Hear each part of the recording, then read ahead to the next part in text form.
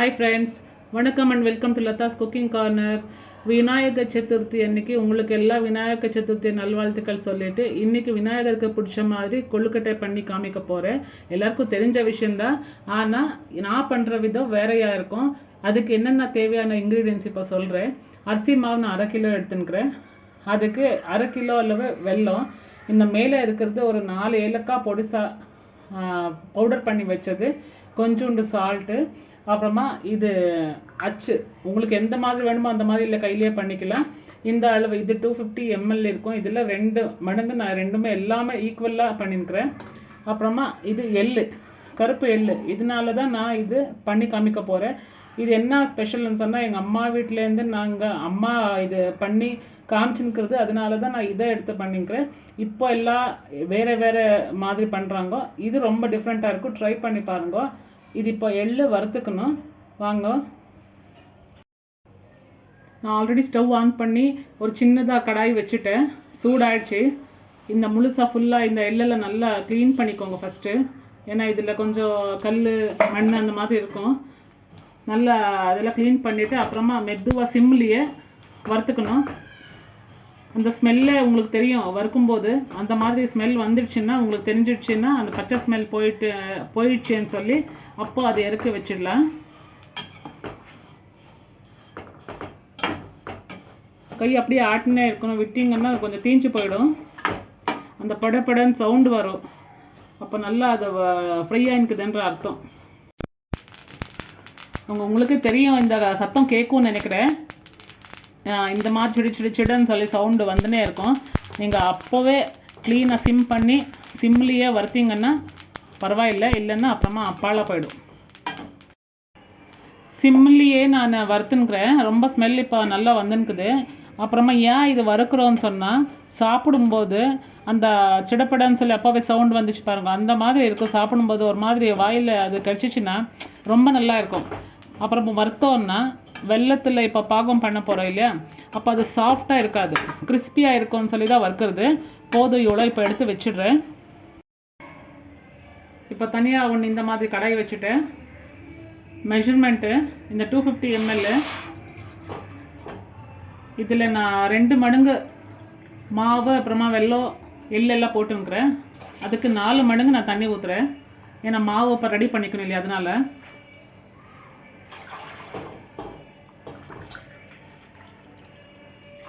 போதும், இப்போ இது காயட்டும். அது பாயில் ஆயினே இருக்கட்டும். அந்த நேரத்தில் ஒரு கொஞ்சோண்டு பிஞ்ச் ஆஃப் சால்ட் போட்டுட்டு ஒரு கொஞ்சம் ஆயில், அதுவும் அவ்வளோதான், கொஞ்சோண்டு தான் போதும். இப்போ பாயில் ஆகட்டும். இந்த ஸ்டேஜ் பாயில் ஆனால் போதும். இப்போ ஸ்டவ் ஆஃப் பண்ணிவிட்டு கொஞ்சம் கொஞ்சமாக மாவு நான் போட்டுன்னு மிக்ஸ் பண்ணிடுறேன். அந்த சூட்லேயே அது மாவு வெந்துடும்.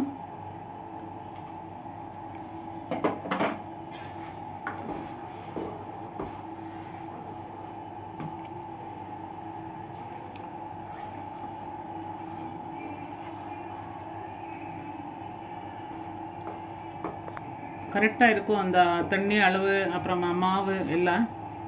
கொஞ்சம் ஆறிட்ட பிறகு உங்களுக்கு நான் காமிக்கிறேன். இந்த பதம் வந்துடுச்சுன்னா போதும். ஆறிட்ட பிறகு கொஞ்சோண்டு கையில் ஆயிலை வச்சு நாங்கள் கொஞ்சம் சப்பாத்தி மாவு மாதிரி பிசைஞ்சால் சாஃப்டாக வந்துடும். அதுக்குள்ளே நாங்கள் இந்த வெல்லத்தை கரைய வச்சுக்கலாம். இப்போ நான் ஒரு பாத்திரத்தை வச்சுட்டேன், சூடாயிடுச்சு. இந்த வெல்லம் 1/2 கிலோ எடுத்தோம் இல்லையா, அது ஃபுல்லாக போட்டுடலாம். கொஞ்சோண்டு லைட்டாக தண்ணி விட்டுக்கலாம்.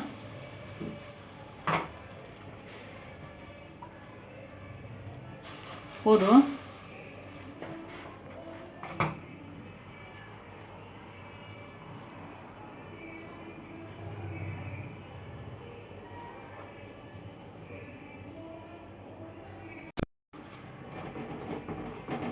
வெல்லம் இப்போ நீட்டாக கரைஞ்சிடுச்சு, ஏன்னா நான் ரொம்ப அதிகமாக மெலிசாக துருவி வச்சுருந்தேன்.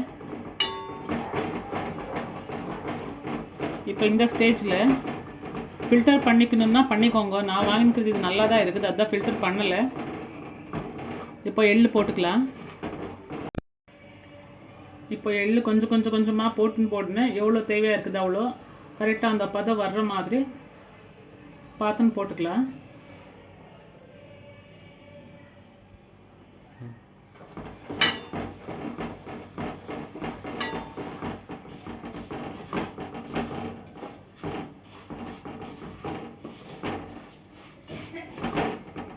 ஸ்டவ் சிம்லேயே இருக்கட்டும். ஆஃப் பண்ணுறப்ப இந்த உடனே ஆஃப் பண்ணிக்கலாம்.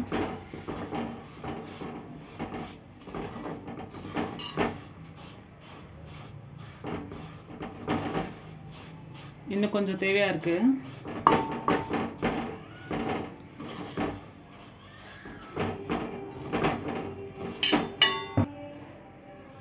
இப்போ இன்னும் கொஞ்சம் போட்டுக்கிறேன்.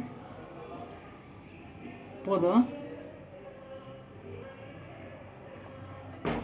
நான் ஸ்டவ் ஆஃப் பண்ணிட்டேன். அது உருண்டை பிடிக்கிற அளவுக்கு வந்தால் போதும்.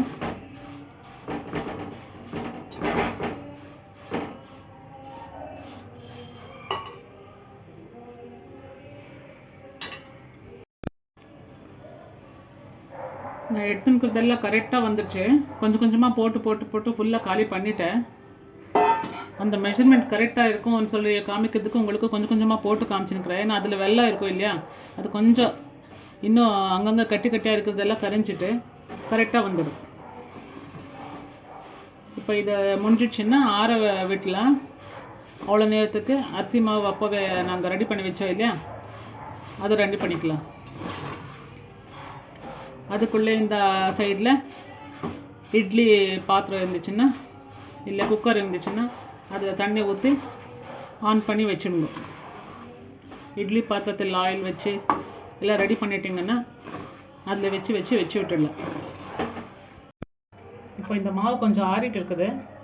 இந்த ஸ்டேஜில் கொஞ்சோண்டு லைட்டாக அப்படி ஆயில் தடவிட்டு இதெல்லாம் எடுத்து நல்லா சப்பாத்தி மாவு மாதிரி பிசைஞ்சிக்கலாம். கொஞ்சம் லைட்டாக சூடாக இருக்கும்போதே பிசைஞ்சுங்க.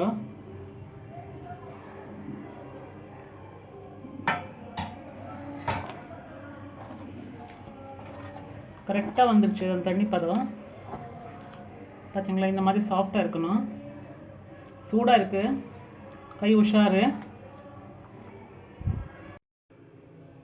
இட்லி பாத்திரத்தை ஆல்ரெடி தண்ணி ஊற்றி வச்சுட்டேன். தண்ணி கொதிக்கட்டும். அவ்வளோ நேரத்துக்கு இட்லி பாத்திரத்தில் நாங்கள் இங்கே பிளேட் வைக்கவோம் இல்லையா, அதில் க்ரீஸு இல்லை ஆயிலு, க்ரீஸுன்னு சொன்னால் ஆயிலில் தான் க்ரீஸுன்னு சொன்னது. இந்த மாதிரி ஃபுல்லாக கிளியராக அது ஒட்டாமல் இருக்கிறதுக்குன்னு சொல்லி எல்லாம் ரெடி பண்ணி வச்சுக்கலாம். எலுமிச்சப்பழ அளவுக்கு மாவு எடுத்துன்னு அதை கொஞ்சம் கையில் ஆயில் தடவிக்கிட்டு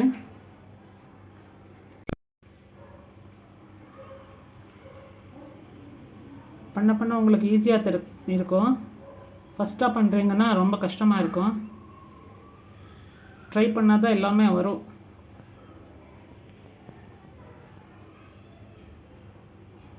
இப்போ அது அச்சு இருக்குது இல்லையா, இதில் கரெக்டாக இந்த சைடில் போகிற மாவில் அப்புறமா எடுத்துடலாம். 2 சைட்லேயும் மாவு போட்டுக்கணும்.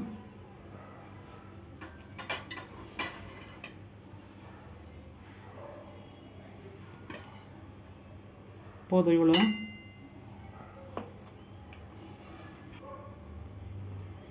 இப்போ இந்த சைடில் ஒன்று இந்த மாதிரி வச்சுட்டு மூடிடலாம்.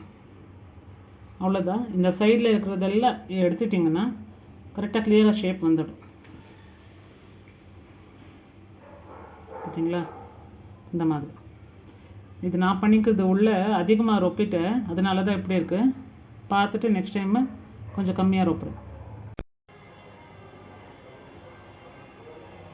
தண்ணி கொஞ்சம் லைட்டாக பாயில் ஆக ஸ்டார்ட் ஆகிடுச்சு. இப்போ இந்த மாதிரி 3 வெரைட்டியாக பண்ணி வச்சுக்கிறேன் நான். ஃபஸ்ட் இந்த மாதிரி வச்சிடுறேன். இந்த மாதிரி ஒரு 4, அப்புறம் இந்த மாதிரி ஒரு 4, திருப்பி இந்த மாதிரி ஒரு 5. இப்போ ஒரு 10 நிமிஷத்துக்கு மூடி வச்சிடலாம். இப்போ 10 நிமிஷம் ஆயிடுச்சு, வெந்துடுச்சு. பிளேட்டிங் பண்ணிடலாம். நான் பண்ணியிருக்கிறது ரெடி ஆகிடுச்சு. இது எள்ளு உள்ளே போட்டுங்கிறதுனால வெள்ளம் போட்டுங்கிறோம் இல்லையா, அது கொஞ்சம் சாரமாக வெளியே வந்தது. அதனால தான் இப்படி தெரிஞ்சுருக்குது. நல்லா நீட்டாக வந்துடுச்சு. நீங்கள் வீட்டில் ட்ரை பண்ணி பாருங்கள், எப்படி இருக்குதுன்னு சொல்லி எனக்கு கமெண்ட் பாக்ஸில் கமெண்ட்டை போடுங்க. வீடியோ பிடிச்சிருந்துச்சுன்னா ஷேர் பண்ணுங்க, லைக் பண்ணுங்க, மறக்காமல் சப்ஸ்கிரைப் பண்ணிவிடுங்க. பாய்.